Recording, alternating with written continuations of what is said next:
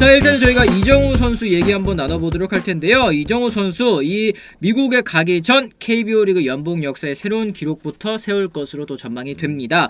이정우 선수의 연봉 변화 저희가 한번 쭉 보여드리도록 할 텐데요. 1년차에 뭐 3천만 원 받았죠. 2년차, 3년차, 4년차, 5년차, 6년차까지 연차 역대 최고 연봉 기록을 항상 써왔던 이정우 선수이기는 합니다. 그리고 이제 올해 7년차 이제 연봉 계약을 해야 되는 그런 상황인데 올 시즌 성적 뭐 다들 아시다시피 2년 연속 타격왕과 함께 타격 5관왕, 정규 시즌 MVP까지 차지를 했고 팀도 한국 시리즈 준우승까지 차지를 했습니다. 이정우 선수의 그 지분 정말 뭐 굉장하다라고 말씀드릴 수 있을 것 같은데요. 대폭 인상될 수밖에 없는 그런 상황이고 이 예상 연봉을 좀 저희가 한번 얘기를 나눠보도록 하겠습니다. 예상 연봉 이 장은상 기자님 생각하시기엔 어느 정도로 또 생각하고 계신지 또 궁금한데요. 뭐 10억 원 일단 무조건 넘는 거고 이제 문제는 이제 물론 박병호 선수가 연봉 계약했을 때가 15억이었거든요. 그렇죠. 예전에 2018년에 그 사이 정도가 되지 않을까 한데 이제 10억에서 플러스 알파가 얼마냐? 결국 이게 제일 중요하죠. 지금 상황에서. 그렇습니다. 네. FA나 단연 계약이 아닌 선수가 순수 1년 계약을 통해 10억을 받은 선수 이제 지난해 미국 생활 정리하고 이제 국내로 돌아온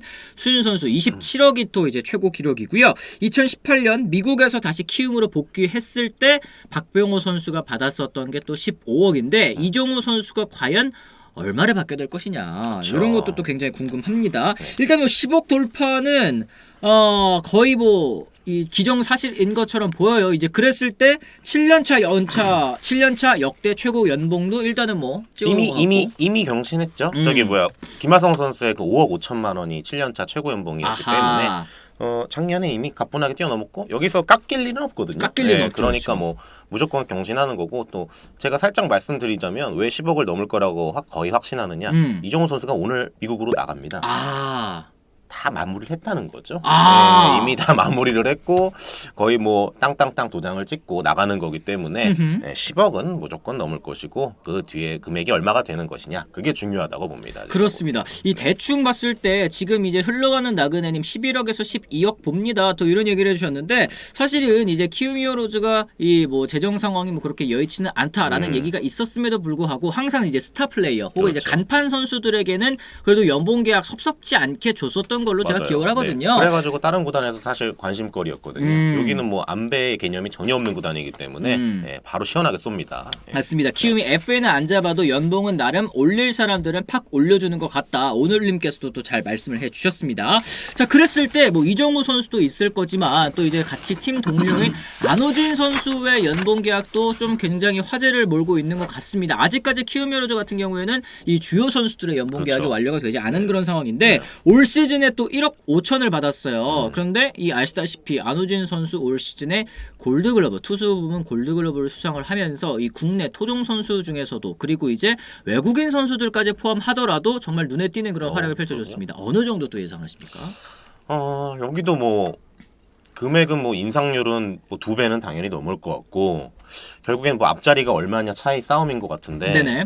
2배라면 뭐 3억은 가뿐하게 넘지 않겠습니까? 그렇죠. 3억은 일단은 뭐 200% 인상, 3억은 뭐 가뿐히 넘을 것 같고 2배 인상은 되겠죠. 야옹이님께서도 말씀하시는데 어느 정도로 좀 보이십니까? 야, 그래도 3억대 중반 후반까진 가지 않을까. 3억 중후반. 4억은 조금 앞자리가 왜냐하면 3개가 바뀌는 거거든요. 그렇죠. 그거는 조금 키우면서도 아마 네. 조금 힘들지 않을까 싶은데 어쨌든 지금 뭐 협상 분위기나 뭐 이런 걸 봐선 그래도 3억은 무조건 넘는 거고 3억과 4억 그 사이에서 어느 정도 합의가 이루어지지 않을까 저는 싶네요. 그렇습니다. 3억 5천 뭐 요 정도 이상 뭐 보여지는 그런 상황이기는 하고 지금 이정우 선수를 제외했을 때 이제 구단의 연봉 협상 과정 분위기 결과 뭐 어느 정도로 또 흘러가고 있는지도 궁금합니다. 아주 뜨겁죠. 뭐 지금 일단 내일까지가 여러분 다 아시겠지만 연봉 중재 신청 마감 기한인데 그때까지도 이제 요번 주가 아마 연봉 구단들 발표가 많이 나올 거예요. 근데 아직까지 월요일인데 지금 아침에 소식이 없지 않습니까?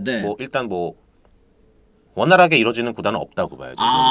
네, 원래는 뭐 지난주에 이제 신무 시작하고 나서 이런 게 좀 착착착착 다 돼야 되는데 거의 마무리하는 단계인데 아직까지도 나오지 않는다. 조금 협상 온도가 그렇게 뭐 따뜻하진 않다 이렇게 볼 수가 있는 상황이죠. 모든 구단들이. 그렇습니다. 그렇습니다. 어쨌든 사실 이제 FA 계약도 어느 정도 또 완료가 되어 가고 있는 그런 상황이고 6명의 선수가 아직 시장에 남아 있긴 합니다만 이번 FA 시장에서 정말 어마어마한 이 자본 투자가 좀 있지 않았습니까? 그렇죠. 그러다 보니까 이제 원래 연봉 협상을 해야 되는 선수들 같은 경우에도 조금은 좀 욕심이 날 것도 같아요. 그럼요. 어떻게 생각하세요? 당연히 FA에서 받는 금액 선수를 보면은 자기도 좀 약간 연봉 인상 고가가 확실한 선수들은 그런 걸 따질 수 있는 거고.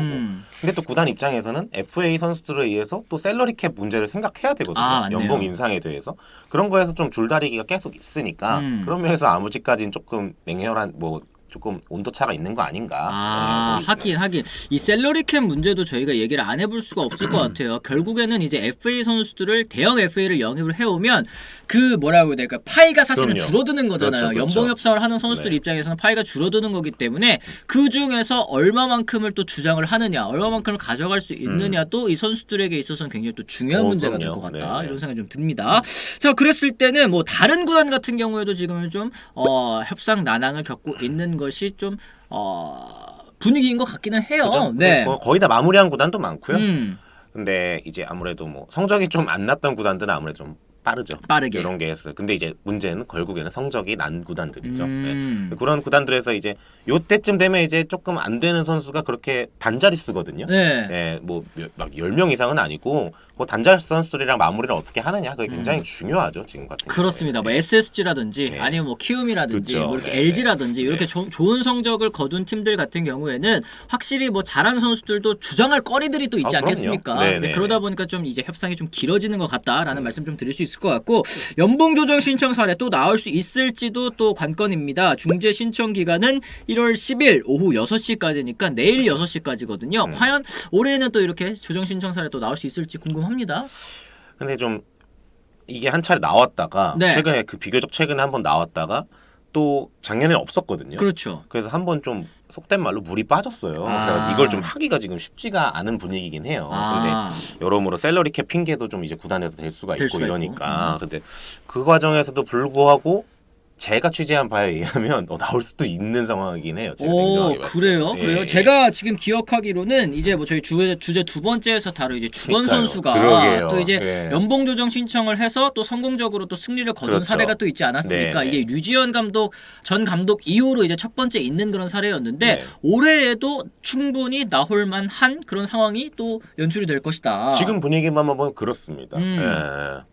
선수들이 웬만하면 그 자기의 고가를 굉장히 고가가 너무 분명한 선수들이 많은데 아직까지 도장 안 찍은 선수들이 생각보다 많거든요. 그렇죠. 지금. 예. 네. 그런 걸로 봤을 때는 요 며칠 사이에 드라마틱한 타협이 이뤄지긴 어렵지 않을까 약간 보고 있습니다. 그렇습니다. 네. 지금 삼성 같은 경우에는 뭐 난항을 겪고 있나요? 뭐 이런 질문도 또 있습니다. 뭐 구단별로 좀 어떻게 좀 들려오는 소식들이 있는지도 궁금하거든요. 일단 제가 알기로는 삼성은 제가 담당 구단이 아니라 사실 잘 모르겠고요. 네네. 근데 이제 수도권 구단 같은 경우에 두산 같은 경우에 거의 다 한 걸로 알고 있습니다. 두산은 거의 정말 다 끝났고. 정말 몇 명 안 남은 수준도 아니고 거의 한두 명 남은 걸로만 알고 있고 키움 같은 경우에는 좀 걸리겠죠. 키움도 아무래도 걸리고. 지금의 성적이. 그다음에 기아나 요 정도 5위 밑에 팀으로는 그래도 거의 유난하게 많이 했다. 이렇게 보고 있어요. 결국에는 4강, 5강을 간 팀들이 지금까지는 좀 분위기가 조금 심상치 않다 이렇게 볼 수 있죠. 그렇습니다. LG가 또 머리 아플 듯 싶네요. 흘러가는 나그네님께서 말씀을 하셨는데 사실 LG 같은 경우에는 이제 국내 선수들의 활약이 굉장히 또 돋보이는 한 시즌 아니었습니까? 그럼요. 네. 그러다 보니까 또 얘기가 많이 나오고 있는 것 같은데 LG도 또 셀러리 캡의 그 영향을 안 받는 팀은 또 아니다 보니까 그렇죠. 얼만큼을 또 선수들에게 연봉 협상을 통해서 줘야 될지 이것도 굉장히 또 고민이 많이 될 것 같아요. 셀러리 캡 때문에 FA도 사실상 두 선수를 놓친 거거든요. 그쵸? 팀 선수를. 네. 그런 거를 신경 쓴다는 건 또 그룹에서 내려오는 또 오다가 나름 있다는 거고. 그런 면에서 봤을 때 또 연봉 협상도 많이 좀 이성적으로는 아니겠죠. 어쨌든 짜게 해야 된다. 그렇죠. 약간 이런 상황이. 계산기를 좀 두드려야 되는 그런 그쵸. 상황인 것 같습니다. 셀러리 캡 때문에 깎으려고 구단들이 하겠군요. 이런 말씀을 하셨는데 확실히 이 셀러리 캡의 도입이 어쨌든 선수들의 입장에서는 좀 탐탁치 않을 것 같기도 해요. 이게 FA 영입에 있어서도 조금 금액이 줄어들 수밖에 없다. 근데 이게 그런 전망들이 있었잖아요. 이게 셀러리 캡 때문에 FA 금액이 줄어들 수도 있다. 근데 FA 금액은 여전히 또 많이 맞아요. 투여를 하면서 데려왔지만 이게 생각을 해보니까 그럼 FA 선수들이 가져가는 파이 그러면 남은 거는 연봉 협상 때 그쵸. 확실히 구단들이 조금 더 깐깐해질 수밖에 네. 없겠다 이런 생각이 좀 들기는 하는 것 같습니다. 어쨌든 이런 연봉 같은 경우에는 이제 오늘부터 슬슬 몇 개 구단들이 발표하면서 점차 이 윤곽이 좀 드러나지 않을까라는 생각이 좀 들고요. 이 뭐 스프링 캠프라든지 이제 또 떠나야 될 시기가 얼마 남지 않았기 그쵸? 때문에 또 빨리 네. 좀 마무리를 해야 되겠습니다. 그럼요. 서로가 네. 그게 좋긴 하죠. 그렇습니다. 네. 다음 시즌을 또 준비를 해야 되기 때문에 뭐 이 정도로 정리를 할 수 있겠습니다.